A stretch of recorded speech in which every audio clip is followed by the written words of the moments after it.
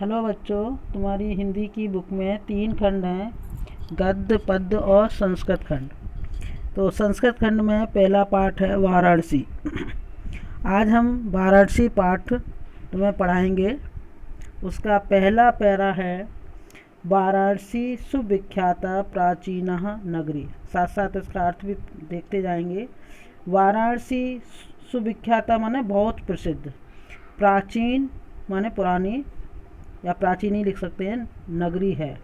वाराणसी बहुत प्रसिद्ध प्राचीन नगरी है। यम विमल सलिल तरंगाया गंगाया कूले स्थितः। यह विमल माने स्वच्छ, सलिल माने जल की लहरों, तरंगा माने लहरों से युक्त, गंगा के कूले माने किनारे पर स्थित है। यह स्वच्छ जल की तरंगों वाली गंगा के किनारे पर स्थित है। अस्या घट्टा नाम वलयाकृति। अस्या माने इसके, घाटों की, वलयाकृति माने घुमावदार पंक्ति, धवल्याम श्वेत चंद्रकाया माने श्वेत चांदनी में, बहुराजते माने बहुत सुशोभित होती है, अच्छी लगती है। इसके घाटों की घुमावदार आकृति चंद्रमा की श्वेत चांदनी में बहुत अच्छी लगती है, बहुत सुंदर लगती है। अगणितः पर्यटकः सुदूरेभ्य नित्यम अत्र आयन्ति। अगणिता माने अनेकों, पर्यटक माने पर्यटक, सुदूरेभ्य माने दूर देशों से, नित्य माने रोजाना, अत्र माने यहाँ, आयन्ति माने आते हैं। अनेकों पर्यटक दूर देशों से यहाँ रोजाना आते हैं। अश्या माने इनके, वाराणसी के, घट्टा नाम च और घाटों की शोभा को, विलोक्य माने देखकर, इमाम बहु प्रशंसति बहुत प्रशंसा करते हैं। इन घाटों की शोभा को देखकर इनकी बहुत प्रशंसा करते हैं। एक बार फिर देखेंगे। वाराणसी बहुत प्रसिद्ध प्राचीन नगरी है। यह स्वच्छ जल की तरंगों वाली गंगा के तट पर स्थित है।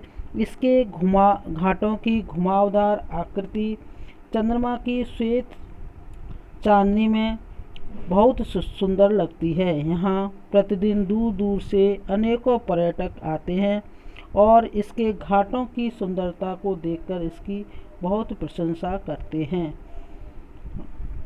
अगला है वाराणस्याम प्राचीन कालादेव ग्रहे ग्रहे वेद्याया दिव्यम ज्योति धोतते। वाराणसी में, वाराणसी में सप्तमी विभक्ति एक होते हैं। वाराणसी में प्राचीन काल से ही घर घर में विद्या माने विद्या की, दिव्य माने अलौकिक ज्योति प्रकाशित है। अधुनापि माने आज भी, अत्र माने यहाँ, संस्कृत वाग्य धारा संस्कृत वाणी का प्रभाव, सततम माने निरंतर, प्रवहति माने बहता है। जनानाम ज्ञानम च वर्धति और लोगों के ज्ञान को बढ़ा रही है।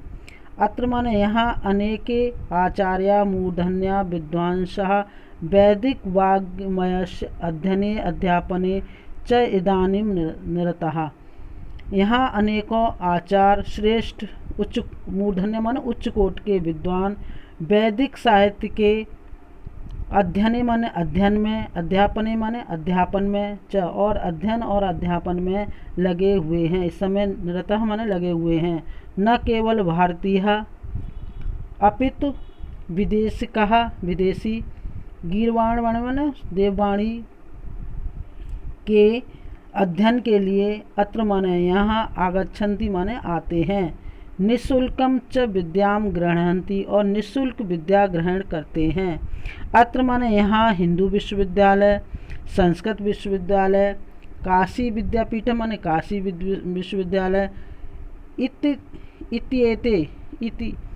इत्येते माने आदि, त्रिय माने 3 विश्वविद्यालय संति, 3 विश्वविद्यालय हैं।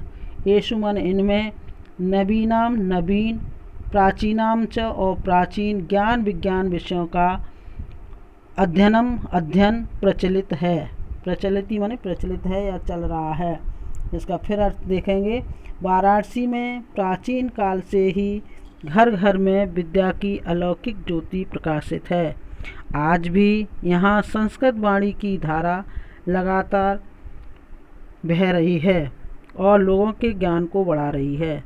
यहाँ इस समय भी अनेक आचार्य उच्च कोटि के विद्वान वैदिक साहित्य के अध्ययन और अध्यापन में लगे हुए हैं। भारतीय ही नहीं अपितु विदेशी भी यहाँ पर देववाणी संस्कृत के अध्ययन के लिए आते हैं और निःशुल्क विद्या को प्राप्त करते हैं।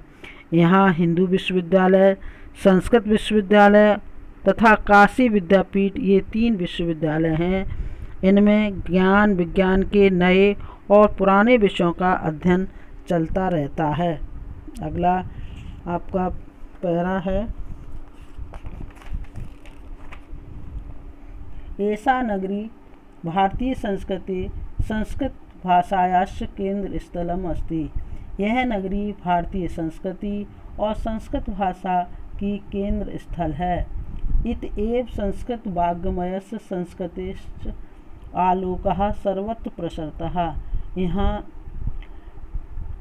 यहीं से संस्कृत साहित्य और संस्कृति का प्रकाश सर्वत्र सभी जगह फैला है। मुगल युवराजः दार्शुकोः ने अत्र आगत्य माने यहाँ आकर भारतीय दर्शन शास्त्राणाम अध्ययनम अकरोत्। यहाँ आकर भारतीय दर्शन शास्त्र का अध्ययन किया। सह तेषां ज्ञानेन तथा प्रभावितः अभवत्। वह उनके ज्ञान से इस प्रकार प्रभावित हुए यत् कि तेन उसने उनके द्वारा या उसने उपनिषदाम अनुवादः पारसी भाषायां कारयतः। उपनिषद का अनुवाद पारसी भाषा में करवाया। अगला है, फिर से इसका अर्थ देखेंगे। यह नगरी भारतीय संस्कृति और संस्कृत भाषा का केंद्र स्थल है। यहीं से संस्कृत साहित्य और संस्कृति का प्रकाश सभी जगह फैला है। मुगल युवराज दार्शनिकों ने यहाँ आकर भारतीय दर्शन शास्त्र का अध्ययन किया था। वह इनके ज्ञान से इतना प्रभावित हुआ कि उसने इन उपनिषदों का अनुवाद फारसी भाषा में करवाया। पारसी का अर्थ फारसी भाषा में करवाया। अगला पैरा है, इयं नगरी विविध धर्माणाम संगम स्थली। यह नगरी विविध धर्मों की संगम स्थली है। महात्मा बुद्धः तीर्थ पार्श्वनाथः शंकराचार्यः कबीरः गोस्वामी तुलसीदासः अन्ये च बहवः महात्मनः अत्र आगत्य स्वकीयान् विचारान् प्रसारयन्। महात्मा बुद्ध, तीर्थ, पार्श्वनाथ, शंकराचार्य, कबीर, गोस्वामी तुलसीदास और अन्य बहुत से महात्माओं ने यहाँ आकर अपने विचारों को फैलाया। न केवल दर्शने साहित्ये धर्मे अपितु कला क्षेत्रे अपि अयं नगरी विविधानां कलानां शिल्पानां स्वीकृते लोके विस्तृतः। न केवल दर्शन में, साहित्य में, धर्म में अपितु कला के क्षेत्र में भी यह नगरी विविध कलाओं और शिल्पों के लिए संसार में प्रसिद्ध है। अत्रत्या कौशिके शाटिकाया देशे देशे सर्वत्र स्पृहन्ते। यहाँ की रेशमी साड़ी, कौशिके शाटिका माने रेशमी साड़ी, देशे देशे माने देश देश में, सर्वत्र माने सब जगह, स्पृहन्ते माने चाही जाती हैं, पसंद की जाती हैं। अत्रत्या माने यहाँ की, प्रस्तर मूर्तया माने पत्थर की मूर्ति, प्रथिता माने प्रसिद्ध हैं। यम निजहा ये अपनी निजी प्राचीन परंपरा को इदानीम अपि इस समय भी परिपालयति पालन करती है। तथैव गीयते कवि भी कवियों द्वारा जैसा कि गाया जाता है। मरणम मंगलम अत्र विभूतस्य विभूषणम कौपीनम अत्र यत्र कौशेयम सह काशी के निमीयते। मरणम मंगलम माने मरना, जहाँ मरना मंगलकारी है। और विभूतश्च विभूषणम विभूति, जहाँ की भस्म आभूषण स्वरूप है। कौपीनम माने लंगोटी, यत्र माने यहाँ, कौशिकीय माने रेशमी वस्त्र की है, सा काशी, वह काशी के माने किसके द्वारा, मियते माने मापी जा सकती है, अर्थात उसकी तुलना किससे की जा सकती है। इसका अर्थ फिर देखेंगे। जहाँ मरना मंगलकारी है,